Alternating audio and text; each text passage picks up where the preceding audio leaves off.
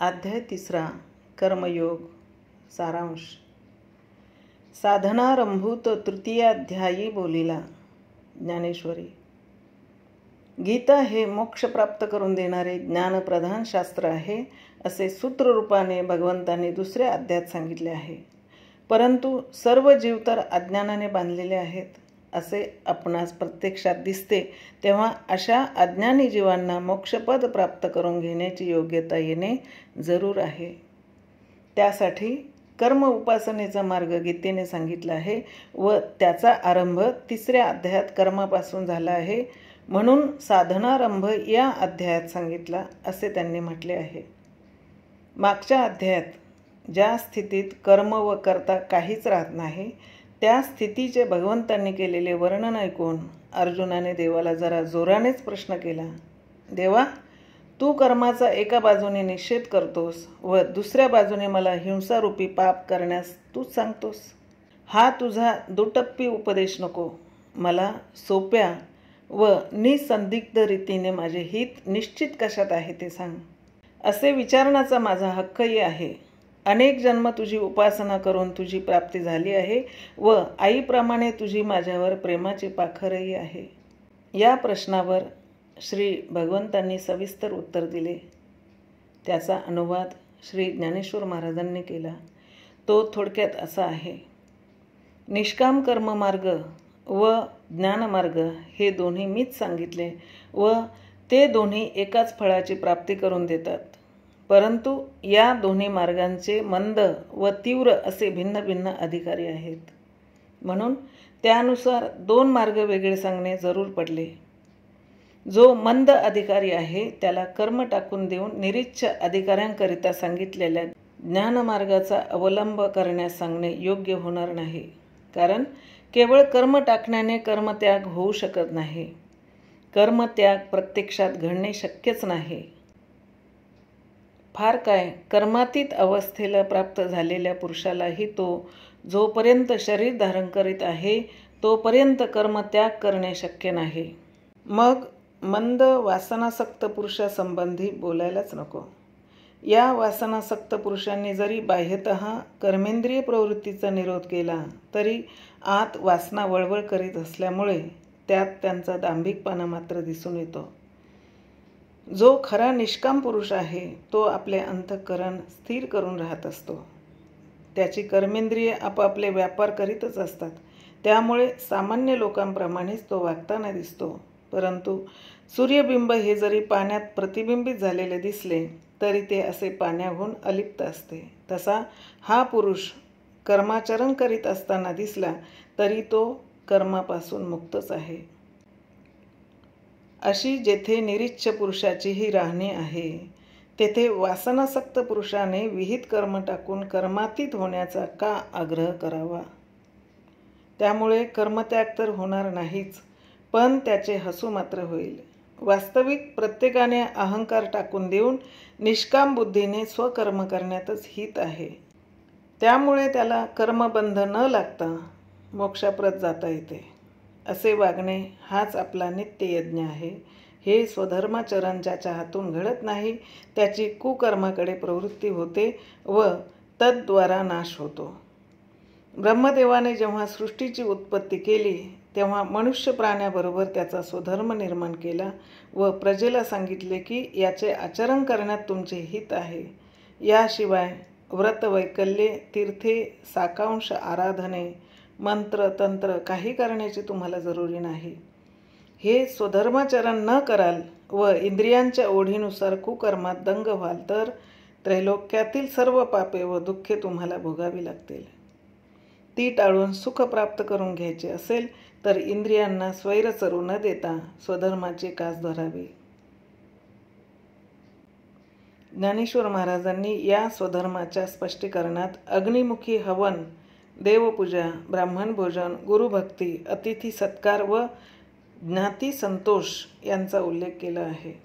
जेवढे म्हणून सन्मार्गाने आपण मिळविले असेल ते भोगार्थ न समजता ते स्वधर्मरूपी यज्ञाद्वारा परमेश्वरास अर्पण करावे व राहिले ते शेष प्रसाद म्हणून संतोषाने सेवन करावे.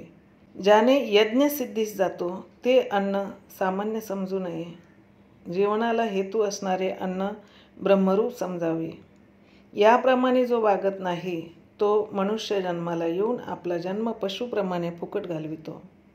एवढ्याकरता प्रत्येकाने कर्म न टाकता ते यथाविधी निर्दोष रीतीने करावे. मनुष्याला जे शरीर प्राप्त झाले आहे तेच मुळी पूर्वकर्माचे फळ भोगण्यासाठी आहे. मग कर्म टाकणे कधीतरी शक्य आहे का? जो कृतकृत्य पुरुष आत्मस्वरूपी घडलेला असतो त्याचाच कर्माशी संबंध सुटलेला असतो. ही स्थिती सामान्य नाही व ती जोपर्यंत प्राप्त झाली नाही तोपर्यंत कर्माचरण केलेच पाहिजे. त्यात काही बिघडत तर नाहीच, उलट मोक्षाप्रत जाता येते. मागे जनकाधिक थोर पुरुष कर्मत्याग न करता कर्माचरण करूनच मोक्षाप्रत गेले. शिवाय आणखी एक यात फायदा आहे की अज्ञानी पुरुषांना कर्म कसे करावे याचा या पुरुषांच्या आचरणामुळे कित्ता मिळतो. हे अज्ञानी लोक थोर लोकांचे आचरण पाहून त्याप्रमाणे वागण्याचा प्रयत्न करीत असतात. म्हणून ज्ञानी व प्राप्त पुरुषांनी कर्मत्याग न करता स्वतःला जरूर म्हणून जरी नसले तरी या अज्ञानी जीवांना उदाहरण म्हणून कर्मे कटाक्षाने अवश्य करावीत. जनकाधिकांचे काय? प्रत्यक्ष मी पूर्ण काम असून प्राणी मात्र माझ्याकडे पाहून चालतात. म्हणून त्यांच्याकरता सकाम पुरुषांप्रमाणे मीही कर्माचरण निमूटपणे करतो. हेच जर कर्म मी केले नाही तर भूतमात्रांना आचार राहणार नाही. एवढ्यासाठी समर्थ व प्राप्त पुरुषांनी अज्ञानी जीवांना चुकूनसुद्धा आपला नैष्कर्म्य बोध सांगू नये. उलट बहुरूपी अशी सोंगाची बतावणी उत्कृष्टपणे करतो तसे स्वधर्माचरण अज्ञ लोकांसाठी त्या लोकांच्या रीतीने करावे. या स्वधर्माचरणात एक गोष्ट मात्र कटाक्षाने लक्षात ठेवली पाहिजे की ही कर्मे प्रकृतीच्या गुणानुसार इंद्रियाद्वारा होतात. आपला त्यांच्याशी काही संबंध नाही. ब्रह्मनिष्ठ पुरुषांची हीच अंतरी दृढ समजूत असते. म्हणून लोकसंग्रहाकरिता त्यांनी जरी कर्मे केली तरी त्यांच्याशी त्यांचे तादात्म्य नसल्यामुळे कर्माचा बंध त्यांना बाधा करू शकत नाही. जो तादात्म्य पावतो तो या बंधात सापडतो. असे असल्यामुळे अर्जुना, तुला प्रस्तुत जे क्षत्रियांचे लढण्याचे स्वकर्म प्राप्त झाले आहे ते तू कसे टाकणार? हातात धनुष्य घे, लढ. पृथ्वीला दुष्टांच्या भारापासून सोडव, कीर्ती वाढव. तुला त्याशिवाय दुसरे गत्यंतरच नाही. मी सांगितलेल्या हातवटीने जर तू युद्ध केलेस तर तू कर्मरहितच असा राहशील. पण उलट प्रकृतीतंत्र होऊन राहशील तर त्यात निसंशय आत्मनाश आहे. म्हणून ज्ञानी जरी असले तरी त्यांनी प्रकृतीतंत्र होऊन इंद्रियांचे चोचले चुकूनसुद्धा पुरवू नयेत. स्वैर इंद्रियाचरण क्षणभर गोड लागेल पण शेवटी देह हा नाशवंत आहे. त्याची 3 चिमट्या राख झाल्यावर शेवटी काय शिल्लक राहील? म्हणून विषयांची आठवणही मनात ठेवू नये. एक स्वधर्माचरणच अंतरी जागृत ठेवावे. 4 वर्णांची व 4 आश्रमांची कर्मे निरनिराळी आहेत. ती प्रत्येकाने आपापल्या वाट्याला आल्याप्रमाणे करावीत. आपले कर्म आचरण करण्यास कष्टदायक आहे व दुसऱ्या धर्माचे सोपे आहे. म्हणून आपले कर्म सोडून दुसऱ्याचे घेऊ नये. आपले कर्म आचरत असता त्यात मरण आले तरी बेहत्तर.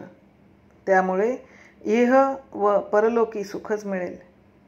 यावर अर्जुनाने देवाला शंका विचारली की अज्ञानी लोकांना तुम्ही सांगता ते माहीत नाही म्हणून त्यांच्याकडून स्वधर्माचरण होत नाही हे क्षम्य आहे. पण जे जाणते आहेत त्यांना कळत असूनही त्यांच्या हातून कर्माचरण का घडत नाही? कळत असून वळत का नाही याचे कारण भगवंतांनी स्पष्ट केले.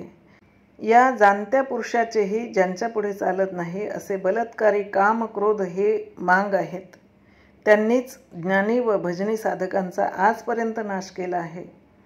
दैवी संपत्तीचा उच्छेद यांनीच केला आहे. अज्ञानी लोक तर बापडे बिचारे. पण मी म्हणविणारे जे ज्ञानी ते सुद्धा यांच्यापुढे तेव्हाच गारद होतात. ज्ञान फार कल्याणकारक व शुद्ध आहे. पण जेथे ज्ञान आहे तेथे हे दुष्ट राक्षस अगोदरच येऊन बसतात. यांची हकालपट्टी करण्याचा एकच उपाय आहे व तो म्हणजे या कामक्रोधांचे राहण्याची ठिकाण जी इंद्रिय आहेत यांचे पूर्णपणे दमन करणे हा होय. काम क्रोध तिथून गेले की मन व बुद्धी या दुष्टांच्या कचाट्यातून सुटेल व जीवाला ब्रह्मरूपी स्वराज्य उपभोगण्यास मिळून तो अक्षय सुखात रममान होईल. पुढील अध्यायात श्रीकृष्ण पुन्हा एक प्राचीन कथा सांगणार आहेत.